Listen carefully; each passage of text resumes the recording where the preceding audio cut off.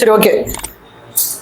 ஆங்கிலேயரோட நிர்வாகம், அதாவது ஆங்கிலேயரோட கொள்கைகள். சரியா, அதுல வந்து ஏற்கனவே போன கிளாஸ்ல 2 பார்த்துருக்கோம். என்னென்ன பார்த்துருக்கோம்? எஜுகேஷன் பாலிசி பார்த்தோமா? என்னென்ன பார்த்தோம்? ஒழுங்குமுறை சட்டம், அப்புறம் பொருளாதார கொள்கை. இப்ப ஆங்கிலேயரோட 3வது கொள்கை என்னன்னு பாத்தீங்கன்னா கல்வி கொள்கை. சரியா, ஆங்கிலேயரோட காலகட்டத்துல கல்வி கொள்கையை பாத்தீங்கன்னா மொத்தமா 4 காலகட்டமா பிரிச்சிருக்காங்க. சரியா, 1812 ஜான் சிஎஸ் ஜான் அப்படிங்கிறவர் என்ன பண்ணிருக்காருன்னா ஒரு 20 பள்ளி கட்டியிருக்காரு. 20 பள்ளி, அதாவது அப்படின்னா ஒரு படிக்கும் பள்ளி, ரீடிங் ஸ்கூல் மாதிரி ஒரு 20 கட்டியிருக்காரு. அதே மாதிரி இங்க ஃபர்ஸ்ட் கல்லூரிய, அதாவது ஒரு நிறுவனர் அப்படின்னு பாத்தீங்கன்னா பிரான்சிஸ் சேவியர், அவர் தான் கொச்சியில. சரியா, அதே மாதிரி கிறிஸ்துவ மதத்தை முதல்ல இந்தியாவில் பரப்புனதுமே அவர் தான், பிரான்சிஸ் சேவியர் அப்படிங்கிறவர். சரியா, அதற்கப்புறம் ஆங்கிலேயர்கள் உள்ள வந்து கல்விக்காக ஒரு 4 காலகட்டமா பிரிச்சிருக்காங்க கொள்கையை. என்னென்னு பாத்தீங்கன்னா 1813. சரியா, ஆங்கிலேயரோட கல்விக் கொள்கை பாத்தீங்கன்னா ஒரு 4 காலகட்டமா பிரிச்சிருக்காங்க. என்னன்னு பாத்தீங்கன்னா 1813, அதுக்கப்புறம் 1813 இருந்து 1853, அதுக்கப்புறம் 1853 இருந்து 1920. சரியா, அதுக்கப்புறம் 1920 இருந்து 1947 வரைக்கும். நம்ம ஏன் 47 வரைக்கும் பாக்குறீங்கன்னா நம்ம ஆங்கிலேயரோட கல்விக் கொள்கையை தான் பாக்குறோம். சோ விடுதலைக்கு அப்புறம் எப்படி கல்விக் கொள்கை இருந்துச்சுன்னா அதை அடுத்த கிளாஸ்ல பாக்கலாம். சரியா, விடுதலைக்கு அப்புறம் கல்விக் கொள்கை எப்படி இருந்துச்சு, நம்ம இந்தியாவில விடுதலைக்கு அப்புறம் ஜவஹர்லால் நேரு, அதாவது காந்தி, இவங்கெல்லாம் எப்படி பண்ணாங்க, கல்விக்காக என்ன பண்ணாங்க அப்படிங்கறத நம்ம அடுத்த கிளாஸ்ல பாக்கலாம். சரியா, இப்ப நம்ம ஆங்கிலேயரோட கல்விக் கொள்கையை மட்டும் தான் பாக்கலாம். அப்ப ஆங்கிலேயரோட கல்விக் கொள்கை எத்தனை காலகட்டமா பிரிச்சாங்க? 4 காலகட்டமா பிரிச்சிருக்காங்க. 1813 இருந்து 1813, 1813 இருந்து 53, 1853 இருந்து 1920, 1920 இருந்து 1947 வரை. சரியா, இதுல முதல்ல இந்த 1813. சரியா, இந்த 1813 ஆங்கிலேயர் ஒரு சட்டம், அதாவது பட்டய சட்டம் அப்படின்னு ஒண்ணு வெளியிடுறாங்க. சரியா, ஒரு பட்டய சட்டம் ஒண்ணு வெளியிடுறாங்க. இந்த பட்டய சட்டத்துல என்ன சொல்லியிருக்காங்கன்னா ஆங்கிலேயர்கள் இந்தியாவில, அதாவது ஆங்கில கிழக்கிந்திய கம்பெனி இந்தியாவிற்கான கல்வியை மேம்படுத்துறதுக்கு ஆண்டுதோறும் வருஷத்துக்கு ஒரு லட்சம் ரூபாய் நாங்க கொடுக்குறோம் அப்படின்னு சொல்றாங்க. எந்த பட்டய சட்டத்துல? 1813 பட்டய சட்டத்துல. இந்த 1813 பட்டய சட்டத்துல இது ஒண்ணுதான் முக்கியமான ஒரு பாயிண்ட். சரியா, இந்தியாவில் கல்வியை மேம்படுத்துவதற்காக ஆண்டுதோறும் ஒரு லட்சம் ரூபாய் கொடுக்குறோம் அப்படிங்கிற மாதிரி ஆங்கில கிழக்கிந்திய கம்பெனி சொல்லியிருக்காங்க. சரியா, அந்த 1813 பட்டய சட்டத்துல. சரியா, அடுத்த காலகட்டம், இது வந்து முதல் காலகட்டம். சரியா, அடுத்த காலகட்டம் பாத்தீங்கன்னா 1813 இருந்து 1853 வரை. சரியா, இப்ப இந்த காலகட்டத்துல என்ன பிரச்சனைனா 1813 ஒரு லட்சம் ரூபாய் கொடுத்தாங்கல்ல, அதை வந்து எந்த கல்விக்கு பயன்படுத்துறது அப்படின்னு சொல்லி ஒரு பிரச்சனை. சரியா, எந்த கல்வி அப்படின்னு பாத்தீங்கன்னா ஆங்கில வழி கல்வியா இல்ல இங்க வட்டார மொழி கல்வியா? சரியா, இந்தியாவில நிறைய மொழி இருக்கு. சரியா, இந்தியாவில பல மொழி பேசும் மக்கள் இருக்காங்க. சரியா, அதுல வட்டார மொழிக்கு பயன்படுத்துறதா அந்த 1 லட்சம் ரூபாவை, இல்ல ஆங்கில மொழிக்கு பயன்படுத்துறதா அப்படின்னு சொல்லி ஒரு பிரச்சனை. எந்த காலகட்டத்துல? 1813 இருந்து 1853. சரியா, எந்த 1 லட்சம் ரூபாவை. அப்ப என்ன நடக்குதுன்னா 1823 பொது கல்விக்குழுன்னு ஒரு குழு அமைக்கிறாங்க. சரியா, 1800 பொது கல்விக்குழு. சரியா, 1823 பொது கல்விக்குழுன்னு சொல்லி ஒரு குழுவை அமைக்கிறாங்க. இந்த குழு என்ன பண்றாங்கன்னா அந்த 1 லட்சம் ரூபாவை எந்த கல்விக்கு, அதாவது எந்த கல்விக்கு நம்ம பயன்படுத்துறதுன்னு சொல்லி ஒரு ஆராயத்துக்காக இந்த குழு, அதன்படி என்ன பண்றாங்கன்னா 2 பேரா பிரிஞ்சிருக்காங்க. அதாவது இந்தியாவில இருக்க கீழ்த்திசை குழு, அதாவது ஆங்கிலோ லிஸ்ட், ஓரியன்டல் லிஸ்ட். சரியா, கீழ்த்திசை குழு மற்றும் ஆங்கிலம் மரபு குழுன்னு சொல்லி 2ஆ பிரிச்சு சண்டை போட்டுட்டு இருக்கிறாங்க. சரியா, அதுல இந்த கீழ்த்திசை குழு என்ன சொல்றாங்கன்னா பிராந்திய மொழியில தான் கல்வி கொடுக்கணும் அப்படின்னு சொல்றாங்க. பிராந்திய மொழினா என்ன? வட்டார மொழி. நம்ம இங்க மாநிலத்துல, நம்ம இந்தியாவில என்ன மொழி கற்றுக்கணுமோ அந்த பிராந்திய மொழியில தான் கல்வி கொடுக்கணும்னு சொல்லி ஒரு 5 பேரு. அடுத்து ஆங்கில மரபு குழுவுல ஆங்கில மொழியில தான் கல்வி கொடுக்கணும். சரியா, ஆங்கில மொழி தான் கல்வி வழங்கணும், ஆங்கில மொழியில தான் அந்த 1 லட்சம் ரூபாவை செலவு பண்ணணும் அப்படின்னு சொல்லி அங்க ஒரு 5 பேரு. சரியா, இவங்க 2 பேருக்கு இடையே பிரச்சனை நடந்துட்டே இருக்கு. அப்போ வந்து என்ன பண்றாருன்னா வில்லிங் பெண்டிங் பிரபு தான் காலம். அந்த டைம்ல ஆட்சி காலம் யாருன்னு பாத்தீங்கன்னா வில்லிங் பெண்டிங் பிரபு. சரியா, வில்லிங் பெண்டிங் பிரபு அவரோட காலத்துல இந்த பிரச்சனையை பார்த்துட்டு சரி பண்றதுக்கு ஒருத்தர் அனுப்புறாரு. யாருன்னா டிபி மெக்கல்லே. சரியா, இந்த டிபி மெக்கல்லே யாருன்னு பாத்தீங்கன்னா கவர்னர் ஜெனரல், அதாவது இந்த வில்லிங் பெண்டிங் பிரபு அவரோட கவர்னர் ஜெனரல் ஆலோசனை குழுல முதல் சட்ட உறுப்பினர். சரியா, அந்த இந்த மெக்கல்லே யாரு? கவர்னர் ஜெனரல் இருக்காருல்ல, கவர்னர் ஜெனரலோட ஆலோசனை குழுல முதல் சட்ட உறுப்பினர் தான் யாரு? இந்த டிபி மெக்கல்லே. சரியா, இவர் வந்து முதல் சட்ட உறுப்பினர். யாருடைய? கவர்னர் ஜெனரலோட ஆலோசனை குழுல முதல் சட்ட உறுப்பினர் தான் டிபி மெக்கல்லே. இவரை எதுக்கு அனுப்புறாங்க அப்படின்னு பாத்தீங்கன்னா, ஆங்கில மரபு குழு அதாவது கீழ்த்திசை குழு 2 பேரும் சண்டை போட்டுட்டு இருக்காங்க, நீ இதை வந்து தீர்த்து வச்சிரு சரியா அப்படின்னு சொல்லி அனுப்புறாங்க. யார? இந்த மெக்கல்லேவை. இந்த மெக்கல்லே வந்துட்டு என்ன பண்றாருன்னா, இவர் வந்து என்ன பண்றாருன்னா 2 பேர்த்திட்டையும் பேசுறாரு. சரியா, இந்த பக்கம் நாங்க பிராந்திய மொழிக்கு தான் அந்த 1 லட்சம் ரூபாய் செலவு பண்ணணும்னு சொல்லி ஒரு குரூப், இன்னொரு குரூப் ஆங்கில மொழி கல்விக்கு தான் செலவு பண்ணும் அப்படின்னு சொல்லி ஒரு குரூப். இந்த டிபி மெக்கல்லே என்ன பண்றாரு, பார்த்துட்டு இருந்துட்டு கடைசி வரைக்கும் ஒரு முடிவே வரல. இவர் என்ன பண்றாரு, உடனே கொடுக்கணும் ஒரு ரூமுக்கு போறாரு. ரூமுக்கு போயிட்டு உள்ள உட்காந்துட்டு கதை சாப்பிட்டுட்டு ஒரு டீ சாப்பிட்டுட்டு வெளியே வந்து ஓகே ஆங்கில மொழிக்கு தான் அப்படின்னு சொல்லிடுறாரு. யாரு? டிபி மெக்கல்லே. இவர் வந்து என்ன பண்றாரு, உள்ள போயிட்டு ரூமுக்கு போயிட்டு ஒரு டீ சாப்பிட்டு வந்து, ஏன்னா அவரும் ஒரு பிரிட்டிஷ் தானே, சரி அவரும் ஒரு ஆங்கிலேயர் தானே, சோ அதனால அவர் யாருக்கு எந்த மொழிக்கு சப்போர்ட் பண்ணுவாரு? ஆங்கில மொழி தான் சப்போர்ட் பண்ணுவாரு. உள்ள வந்து போயிட்டு வந்துட்டு என்ன சொல்றாரு, ஓகே ஆங்கில மொழி அப்படின்னு சொல்லி இந்த 1 லட்சம் ரூபாய் ஆங்கில மொழி தான் செலவு பண்ணணும்னு சொல்லிடுறாரு. அதன்படி 1835ல ஃபர்ஸ்ட் ஆங்கில கல்வி சட்டத்தை அறிமுகப்படுத்துறாங்க. சரியா, ஃபர்ஸ்ட் ஆங்கில கல்வி சட்டம் எப்ப அறிமுகப்படுத்துறாங்க? 1835ல. சரியா, அப்ப யார் அறிமுகப்படுத்துறா? டிபி மெக்கல்லே. இந்த டிபி மெக்கல்லே யாரு? கவர்னர் ஜெனரலோட ஆலோசனை குழுல முதல் சட்ட உறுப்பினர். யாரு? டிபி மெக்கல்லே. சரியா, யாருடைய காலத்துல? வில்லிங் பெண்டி பிரபு காலத்துல. சரியா, இவர் என்ன பண்றாரு, 1835ல ஃபர்ஸ்ட் ஆங்கில கல்வி சட்டத்தை என்ன பண்றாரு, அறிமுகப்படுத்துறாரு. சரியா, இந்த காலகட்டம் முடிஞ்சிருச்சு. இந்த 3வது காலகட்டம். அடுத்து 4வது காலகட்டம், அதாவது 3வது காலகட்டம். இந்த காலகட்டம் பாத்தீங்கன்னா மாகாண சுயாட்சி காலகட்டம். சரியா, 1853ல இருந்து 1920 இந்த காலகட்டம் பாத்தீங்கன்னா இது வந்து மாகாண சுயாட்சி காலகட்டம்.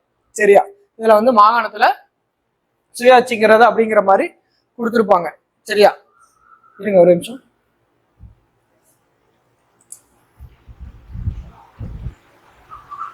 ஓகே ரைட், இந்த காலகட்டம் தான்.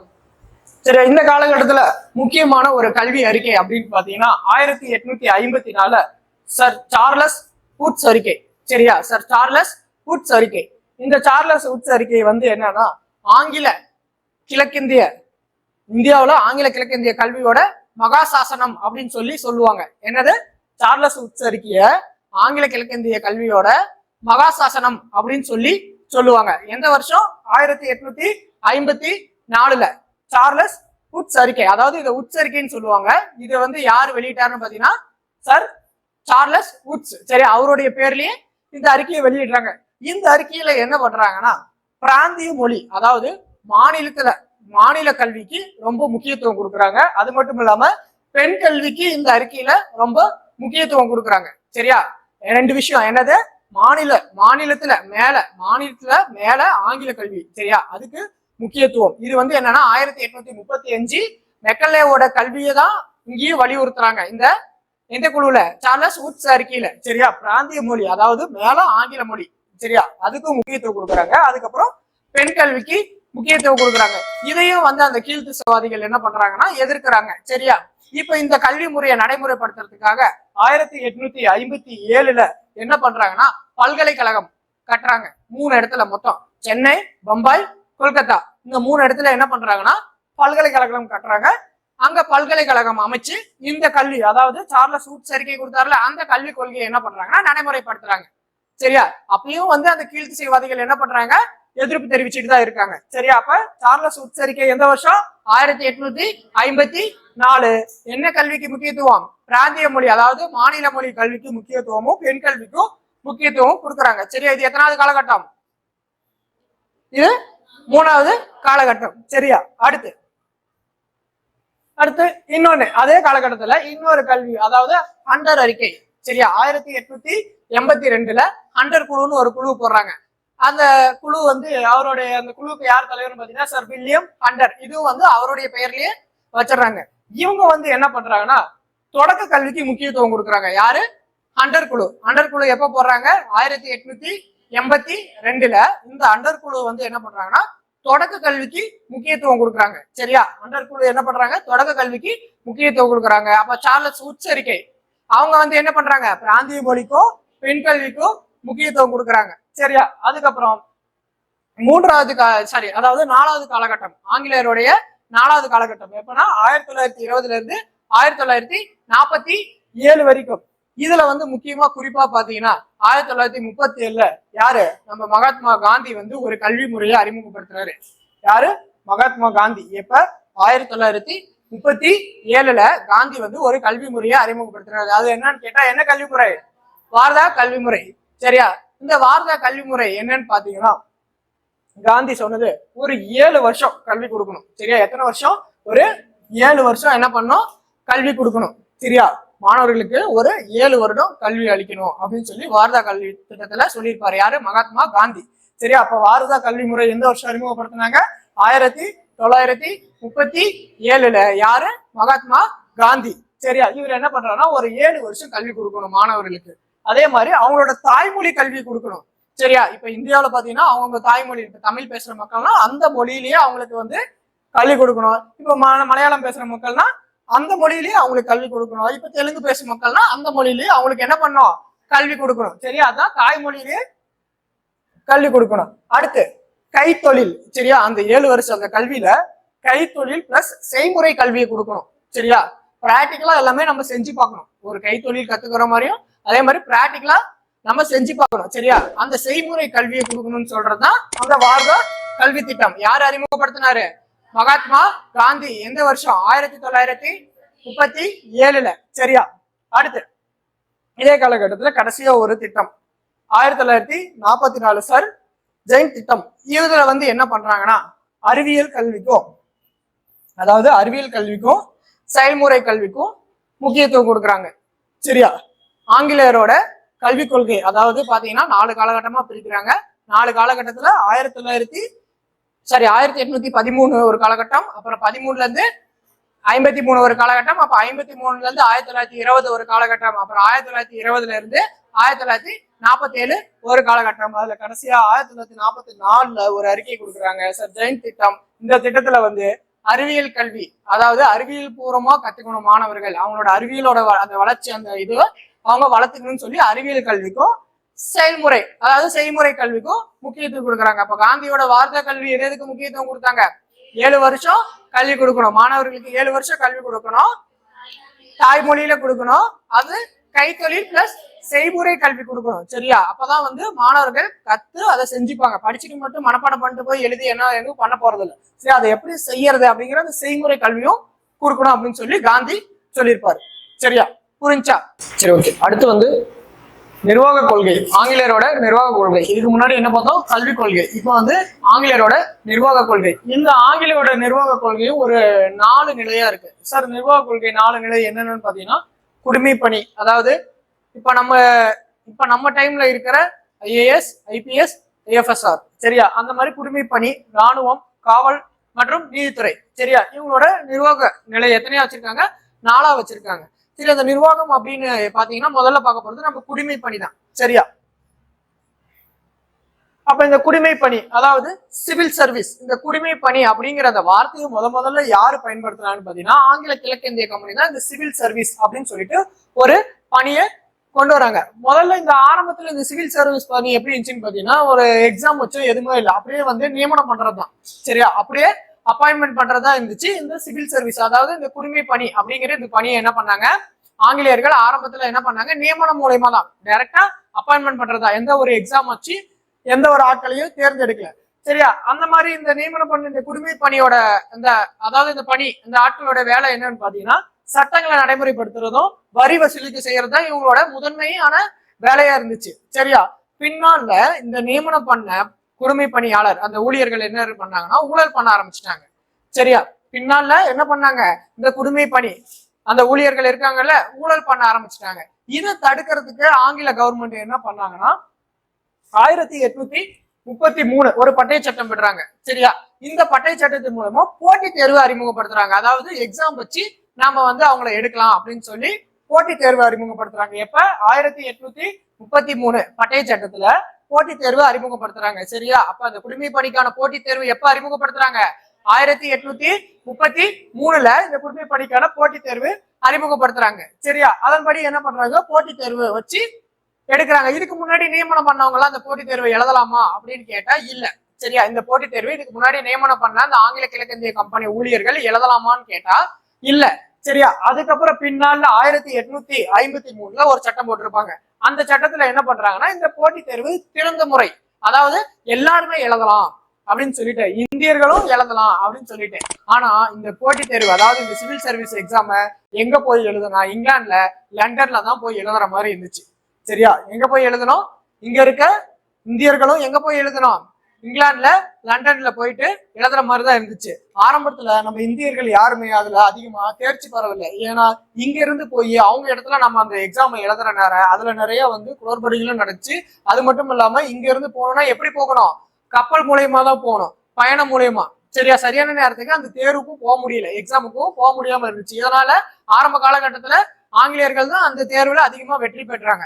அதுலயும் 1863 ஐசிஎஸ் தேர்வு, அதாவது இந்த குடிமை பணி தேர்வுல முதல்ல வெற்றி பெற்ற இந்தியர் யாருன்னு கேட்டா யாரு, சத்யேந்திரநாத் தாகூர். இந்த சத்யேந்திரநாத் தாகூர் யாரு, ரவீந்திரநாத் தாகூரோட அண்ணா. சரியா, இந்த ரவீந்திரநாத் தாகூரோட அண்ணா. அப்ப இந்த ரவீந்திரநாத் தாகூரோட அப்பாவை யாரு, தேவேந்திரநாத் தாகூர். அந்த தேவேந்திரநாத் தாகூர் என்ன பண்ணிருப்பாரு, என்ன சமாஜ், ஆதி பிரம்ம சமாஜ், அதாவது ராஜாராம் மோகன் ராய் என்ன சமாஜ் ஆரம்பிச்சிருப்பாரு, பிரம்ம சமாஜ். அந்த பிரம்ம சமாஜ் 1833 ராஜாராம் மோகன் ராய் இறந்துருவாரு. அவருக்கு அப்புறம் அவருடைய கோட்பாடையும் அந்த பிரம்ம சமாஜையும் வழிநடத்திட்டு போனதுதான் தேவேந்திரநாத் தாகூர், அதாவது ரவீந்திரநாத் தாகூரோட அப்பா. சரியா, அவருடைய அண்ணன் தான் 1863 முதல்ல ஐசிசி தேர்வு என்ன பண்ணிருப்பாரு, எழுதி எக்ஸாம் பாஸ் பண்ணிருப்பாரு. சரியா, யாரு, சத்யேந்திரநாத் தாகூர். அதுக்கப்புறம் 1869 3 பேரு எக்ஸாம் பாஸ் பண்ணிருப்பாங்க. யார் அந்த 3 பேரு, யாரு, சுரேந்திரநாத் பானர்ஜி, அப்புறம் நாளைக்கு வரும்போது பாத்துட்டு வாங்க. சரியா, அந்த 3 பேரு 1869 3 பேரு அதுக்கப்புறம் இந்தியர்கள் பாஸ் பண்ணிருப்பாங்க ஐசிசி எக்ஸாம். அப்ப ஃபர்ஸ்ட் ஐசிசி எக்ஸாம் பாஸ் பண்ணது யாரு, சத்யேந்திரநாத் தாகூர். எந்த வருஷம், 1863. சரியா, 1863 அப்ப திறந்த முறை போட்டி தேர்வு எப்ப அறிமுகப்படுத்துறாங்க, 1853 எல்லாருமே வந்து இந்த எக்ஸாம் எழுதலாம் அப்படின்னு சொல்லி எப்ப அறிமுகப்படுத்துறாங்க, 1853. ஆனா எங்க போய் எழுதணும், லண்டன்ல தான் எழுத வேண்டியதா இருந்துச்சு. சரியா, அதுக்கப்புறம் என்ன நடக்குதுன்னா, இந்தியர்களோட கோரிக்கை நிறைய வந்து கோரிக்கை வைக்க ஆரம்பிச்சுட்டாங்க. நிறைய இங்கிலாந்து கவர்மெண்ட்டுக்கு மனு எழுத ஆரம்பிச்சுட்டாங்க. சரியா, எங்களால இந்த போட்டித் தேர்வை வந்து லண்டன்ல வந்து எழுத முடியல, சோ அதனால என்ன பண்ணுங்க, இந்த போட்டித் தேர்வை இந்தியாவிலேயே நடத்துங்க, லண்டன்லயும் சரி இந்தியாவிலும் சரி ஒரே டைம்லயே நடத்துங்க அப்படின்னு சொல்லி ஒரு சில கோரிக்கை எல்லாம் வச்சாங்க.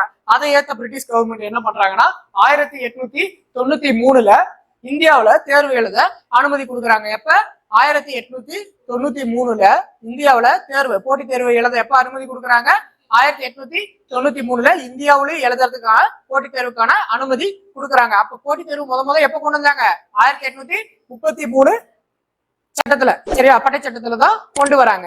அதன்படி 1893 இந்தியாவிலையும் அந்த போட்டித் தேர்வு எழுத அனுமதி கொடுக்குறாங்க. அப்ப போட்டித் தேர்வு எழுதுறதுக்கான வயது என்ன சார் அப்படின்னு பாத்தீங்கன்னா, குறைந்தபட்ச வயதா 1858 என்ன நிர்ணயிக்கிறாங்கன்னு பாத்தீங்கன்னா 23 வயது.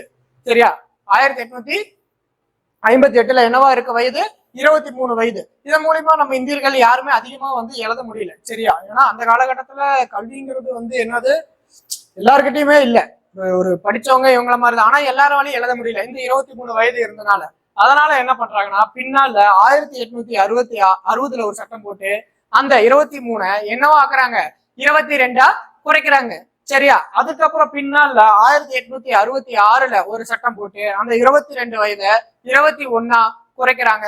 அதுக்கப்புறம் 1876 19 அந்த வயதை கொண்டு வராங்க. எப்ப, 1876 அப்ப ஐசிசி தேர்வு எழுதுறதுக்கான குறைந்தபட்ச வயது 76 என்னது, 19. மறுபடியும் மீண்டும் 1892 அந்த 23 கொண்டு வந்துடுறாங்க. சரி, அந்த 19 இருந்து மறுபடியும் 23 தான், இதுதான் வந்து சரியான வயது, போட்டித் தேர்வுக்கான வயதுன்னு சொல்லி கொண்டு வந்துடுறாங்க. சரியா, அப்ப 1858 என்னவா இருந்துச்சு, 23, 1860 22, 1866 21, 1876 19, 1892 23 மறுபடியும் கொண்டு வந்துடுறாங்க போட்டித் தேர்வுக்கான வயது. சரியா, அப்ப இந்தியாவுல எப்ப வந்து போட்டித் தேர்வு நடத்த அனுமதி கொடுத்தாங்க? 1893. சரியா? அதுக்கப்புறம் ஒரு கமிஷன் போடுறாங்க 1912 ராயல் கமிஷன் அப்படின்னு சொல்லி ஒரு கமிஷன் போடுறாங்க. இந்த கமிஷன் எதுக்குன்னா அந்த போட்டித் தேர்வுகள்லாம் இருக்குல்ல, அந்த போட்டித் தேர்வை ஆராயறதுக்காக, அதாவது ஆராய்ச்சி பண்றதுக்காக, போட்டித் தேர்வு சரியான முறையில நடைபெறுதா, சரியா, எந்த ஒரு குளறுபடியும் இல்லாம கரெக்டா வந்து அந்த போட்டித் தேர்வு நடத்துறாங்களா அப்படின்னு சொல்லி ஆராயறதுக்காக ஒரு கமிஷன் போடுறாங்க. என்ன கமிஷன்னா ராயல் கமிஷன். அதாவது யார் தலைமையில பாத்தீங்கன்னா, யார் தலைமையில? இஸ்லிங்டன் பிரபு. சரியா? இந்த இஸ்லிங்டன் தலைமையில ஒரு Royal commission, first Royal commission எப்ப போடுறாங்க? 1912. சரியா? இந்த ராயல் கமிஷன் அவங்களோட ரிப்போர்ட் எப்ப கொடுக்குறாங்கன்னு பாத்தீங்கன்னா 1917 அவங்களோட ரிப்போர்ட்டை கொடுக்குறாங்க. அவங்களோட அறிக்கையை எப்ப வெளியிடுறாங்க? 1917. இந்த ராயல் கமிஷன்ல வேற யாரு உறுப்பினர்கள் இருக்கிறாங்கன்னு பாத்தீங்கன்னா ஒரு 2 பேர் இந்தியர்கள் இருக்காங்க, ஒரு 4 பேர் ஆங்கிலேயர்கள் இருக்காங்க. அந்த 2 பேர் இந்தியர்கள் யாருன்னு பாத்தீங்கன்னா கோபாலகிருஷ்ண கோகலே. சரியா? அந்த 2 பேர் இந்தியர்கள் யாரு? கோபாலகிருஷ்ண கோகலே மற்றும் சர் அப்துல் ரஹீம். சரியா? யாரு? சர் அப்துல் ரஹீம் மற்றும் கோபாலகிருஷ்ண கோகலே. இந்த கோபாலகிருஷ்ண கோகலே யாரு? நம்ம மகாத்மா காந்தியோட அரசியல் குரு. சரியா? மகாத்மா காந்தியோட அரசியல் குரு. ஒரு பெரிய தேச தலைவருக்கும் ஒரு அரசியல் குரு இருப்பாங்க. இந்த கோபாலகிருஷ்ண கோகலே யாரு? நம்ம மகாத்மா காந்தியோட அரசியல் குரு. அது மட்டும் இல்லாம இந்திய பணியாளர்கள் சங்கம் அப்படின்னு சொல்லி ஒரு சங்கத்தை ஏற்படுத்தினாரு. எந்த வருஷம்? 1905 6. சரி, நாளைக்கு வரும்போது பாத்துட்டு வாங்க. ஏன்னா அது வந்து இப்ப நடந்த குரூப் 4 குரூப் 1 எக்ஸாம்ல கேட்டாங்க. சரி, அந்த இந்திய பணியாளர் சங்கம் யாரு ஏற்படுத்தினா அப்படின்னு கேட்டா கோபாலகிருஷ்ண கோகலே. சரியா? அப்ப இந்த கோபாலகிருஷ்ண கோகலே யாரு? மகாத்மா காந்தியோட அரசியல் குரு. இவர் வந்து மிதவாதியா இல்ல மிதவாதி. சரியா? இவர் ஒரு மிதவாதி. சரியா? இந்த குழுல எத்தனை பேர் உறுப்பினர்? மொத்தம் 4 பேரு. அதுல கோபாலகிருஷ்ண கோகலே மற்றும் சர் அப்துல் ரஹீம் இவங்க 2 பேரு, 4 பேரு ஆங்கிலேயர்கள். சரியா? இந்த குழு எப்ப அறிக்கையை வெளியிடுறாங்க?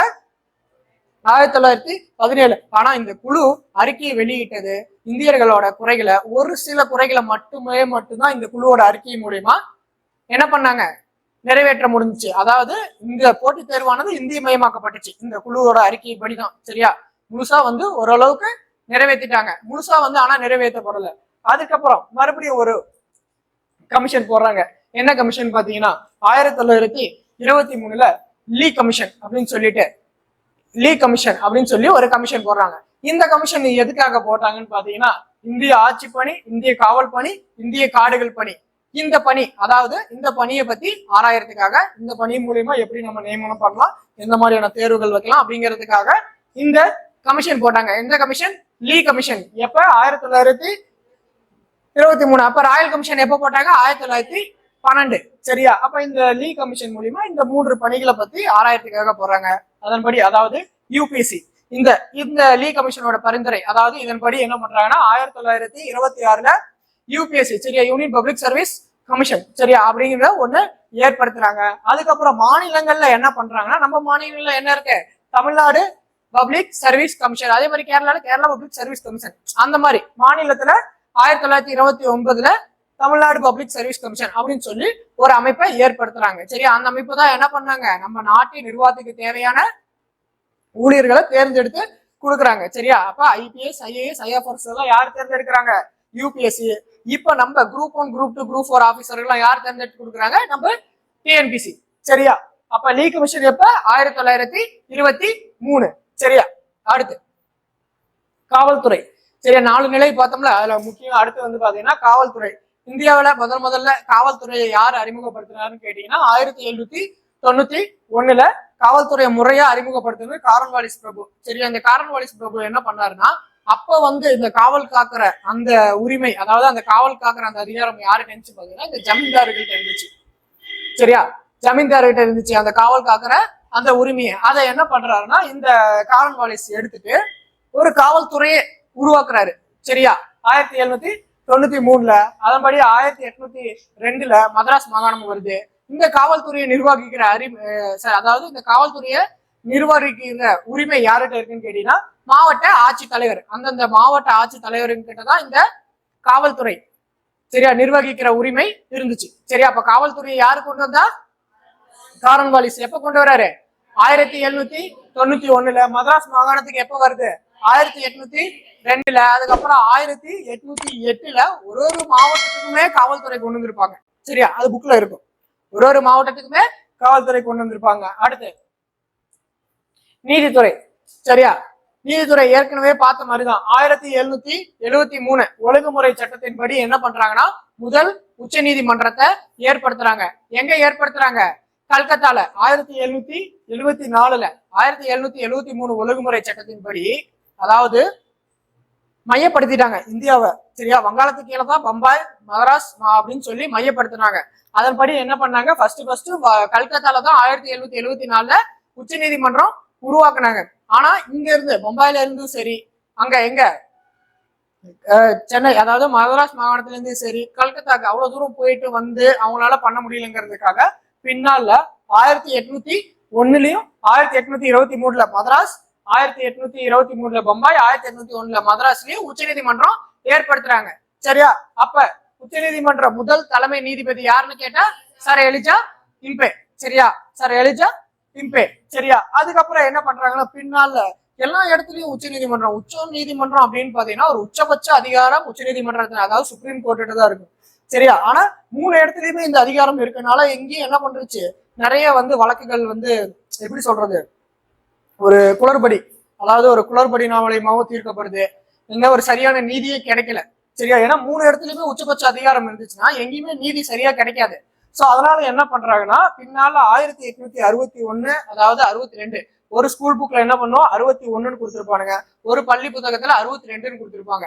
இந்த காலகட்டத்துல ஒவ்வொரு மாகாணங்களுக்கும் என்ன பண்றாங்க? உயர் நீதிமன்றத்தை ஏற்படுத்துறாங்க. சரியா, கல்கத்தா, பம்பாய், மദ്രാஸ் 3லயும் உயர் நீதிமன்றத்தை ஏற்படுத்துறாங்க. சரியா, 3லயும் என்ன பண்றாங்க? 1861, 62 காலகட்டத்துல உயர் நீதிமன்றத்தை ஏற்படுத்துறாங்க. சரியா, அதன்படி இந்தியாவோட உயர் நீதிமன்றம், அதாவது உயர் நீதிமன்றத்துல முதல் இந்தியர் யாரு தலைமை நீதிபதினு கேட்டா டி.